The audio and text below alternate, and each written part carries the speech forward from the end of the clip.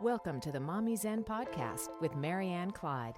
Hi, this is Marianne, Clyde, and welcome to another episode of the podcast, MommyZen. The affirmation for today is, I am calm and centered no matter what is happening around me.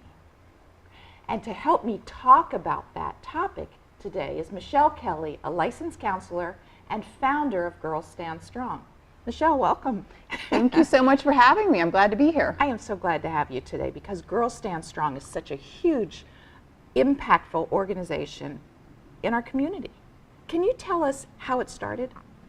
Absolutely. Girls Stand Strong is an organization which I created several years ago to help educate and empower girls in today's world with today's challenges.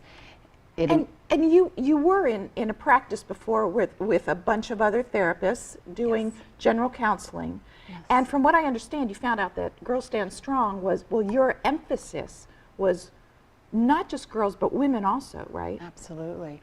It was a passion that just evolved for me.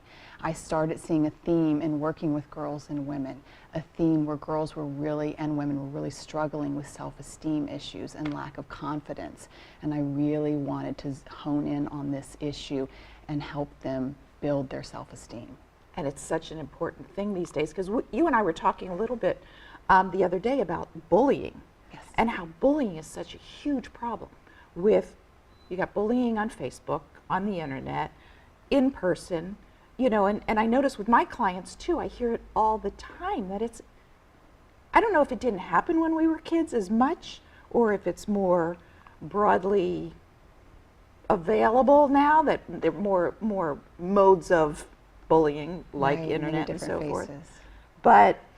But when I said, will you come on and talk about bullying, you said, yeah, I'll talk about bullying, but you wanted to expand it a little bit. Absolutely. Why not just bullying? Bullying is a really broad topic. Yeah. And it's comprised of various types of bad behavior. Earlier you asked the question, is this new? Has this been going on for a long time? Yeah. It's been going on forever. Right. Bullying is really about one person overpowering another person. And this has been in existence forever. Recently, it's gotten a lot of media attention as it's become clear that there are far-reaching emotional effects of bullying. I'm very glad that there's been a lot of media attention and talk, especially in the schools, about bullying because it brings an awareness to this very important topic. The reason that I don't talk just about bullying anymore and I break it down to different various types of bad behavior is because we need to be looking at the specific behaviors that are going on in a relationship. So when I work with a girl and maybe she's identified that she's being bullied, what I do is I help her to break down specifically what she's experiencing. Can you give me some examples of what they would tell you? Absolutely. Like, you know, what are the types of bullying that girls experience? Absolutely. Typical for a girl might be feeling left out, being isolated from her group of peers, being picked on, but in very subtle ways. The bully of today is different. Subtle, like, what do you mean? With a girl, it can almost be two girls talking and snickering and looking at another one, and then the one girl who feels like she's being targeted is experiencing a whole range of emotions, and she feels bad, she feels blamed, she feels responsible for what's going on, and her mind goes crazy with what somebody else is thinking about her. Yeah. Okay, so they have these subtle things that they do. What might happen on Facebook? What might an attack on Facebook look like? Well, Facebook is just one example where you've got a lot of different people talking and thinking out loud. And girls sometimes people talk out loud too often. Yeah. Right. And they don't have that filter. Right. And they feel a little bit more maybe anonymous or empowered, or they feel that they don't need to have that filter when they're using social media or texting. So they can say things not realizing the impact on another person because they can't see the facial expressions of the other person. Or they might be talking in a group to one person about someone else, not realizing the effect that that's going to have on the other person they're talking about. So it's easier to be thoughtless and mean. Absolutely. And not experience the consequences. Absolutely. Is there a lot of problem with texting and things like that? Or do they use it that way as well? They do, and Just sometimes nasty it's little intentionally, messages? and sometimes it's unintentionally. That's why when I work with parents, I always encourage them to be a part of their child's world when it involves technology. Because the earlier you start, the better chance is that the parent can intervene in situations and help guide their child to make better decisions or to see how their actions or their words might impact somebody else. Today, I see a lot of group texting going on. In a situation like that, 2 people can have a conversation, and then 3 people can be listening in, and messages get mixed up and personalized, and all kinds of problems can arise from a situation like that if that's a good someone's point not watching. Okay, so do you have a couple points for moms about how they can monitor without hovering? Yeah, that's a great question. How to monitor without hovering. Yeah, and this Monitoring is not just for girls, but this is for any parent of any kid. Right. Being in touch with what your child is doing, whether it involves technology or not, is very important. The sooner a parent can get involved and stay connected with their child, the better.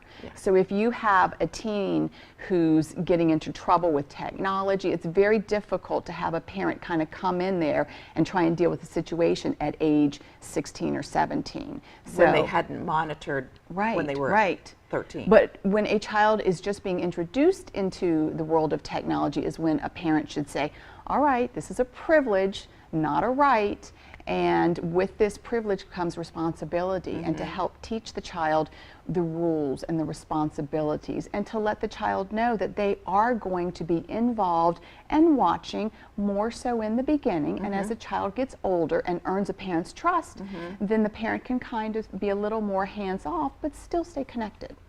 Okay, so here's a question. What if you, rather than being the victim, the mother of the victim, what if you find out you're the mother of the bully? How do you have a couple of bits of advice for moms of bullies? Absolutely. Rather than denial? Absolutely. Most of the time what I find is that a parent doesn't even realize that their child is doing this. Right. That they have their own blinders on, or they don't see it. Right. So it's not necessarily, again, I don't encourage anyone to look at their child or any child as a bully.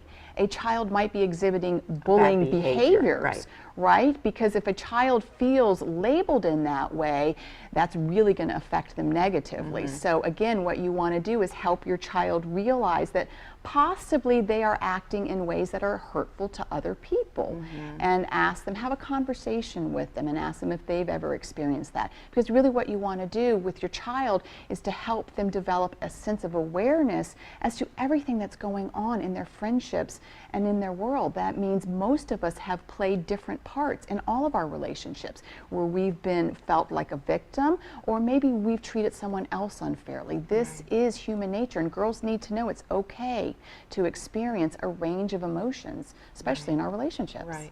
And so what I heard you say, I think too, is it's important to get the person who's exhibiting the bullying behavior to think about how would it feel empathy if somebody else was doing that to them. Would you like that? Would that feel good to you? And offer them options. Absolutely. How could you have said that better? This starts in the family too. Yeah. When a parent is noticing between their children how they're interacting and talking, that's the time for a parent to intervene and say, wait a minute, did you hear how you just spoke to your sister? How did that come across? Yeah. And to the sibling, how did that make you feel? Yeah. Well, how could you have said that differently? To start having these conversations in the family is where it begins. Right, because this doesn't happen just like all of a sudden at school your kid becomes somebody who abuses other kids. Exactly. So what we do in the home, I often say that more is caught than taught. Yes. You know, so rather than preaching to our kids all the time, we need to set that example. Absolutely. And like you said, bring it up around, the living room when we're actually interacting. And when we with set siblings. that example, we live by example. That means we as parents need to own it when we say something that we're not proud of, or And when so we we've should be snapped at our kids. Right. And I do that with my kids all the time. I will say, wait a minute, I'm sorry, I didn't like the way that came out. Right. And we'll have a conversation about it. Right. Because I'm human too. And there's nothing wrong with being Right. human. We all are. Right. Oh, Michelle, thank you for sharing that with me. You're Really welcome. appreciate that. It really fits right into our affirmation for today, to teach our kids how to be calm and centered in the midst of whatever. So thank you for joining me. Thank you. And thank you for joining me today. And now remember, our affirmation for today is, I am calm and centered no matter what is happening around me. This is Marianne, Clyde with MommyZen podcast. See you next time. Thanks for listening to the MommyZen podcast. For nuggets of encouragement and strength throughout your day, follow Marianne on Twitter at mommy_zen and Facebook at facebook.com/mommyjustbreathe. Also, you can join our mailing list, leave comments, or ask questions by visiting mommy-zen.com.